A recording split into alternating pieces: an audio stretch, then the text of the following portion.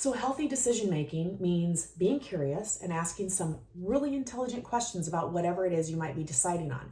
So this is a really good book. I finished it maybe about a week ago. Have some really great takeaways that I posted on my Facebook page, so do check it out. My dog also thought it was a pretty amazing book, like literally almost ate it up, finished it. But anyway, that's a whole nother story.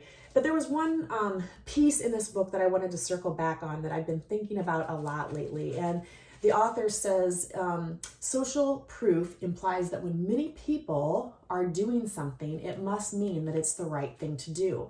And I think as human beings, we want to follow the masses. That's what makes us comfortable. It makes us feel like we're doing the right thing. We want to be part of the majority. We don't want to be part of the minority. We want to be reassured that what we're doing is the right thing. And maybe it's not the right thing. Maybe we haven't done our research. Maybe we should be part of the minority. Anyway, a couple of stats that he wanted us to think about, just because it's talked about more in news headlines, but how many people are killed by murder each year compared to suicide, more or less? How many people die each year due to bee stings versus shark attacks?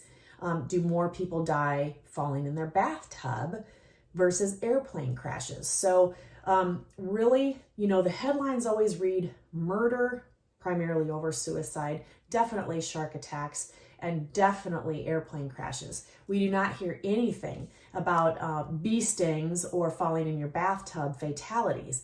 But realistically and statistically, I did look each and every single one up. More people each year die of suicide than murder. More people die of bee stings than shark attacks, and more people actually die by falling in their bathtub than airplane crashes. But we don't hear about those things. So it's all about exposing yourself to different ways of thinking, different perspectives, looking things up, researching, talking to somebody with a different perspective, or reading an article with a different perspective, just to understand every single side of the equation before you make a decision.